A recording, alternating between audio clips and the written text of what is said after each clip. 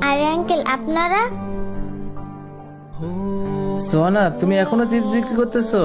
Uncle, এই ব্যবসাটা করে আমার অনেক লাভই হয়, কারো ঘাট ধাক্কা খেতে হয় না। আর এখন কি জানেন, আমি না 2 বেলা শান্তি মতো পেট ভরে খেতেও পারি। আচ্ছা মামনি, তুমি আমাদের দুজনকে 2টা চিপস দাও। আচ্ছা ঠিক আছে আঙ্কেল। এই যে আঙ্কেল লন। দোস্ত ধরো।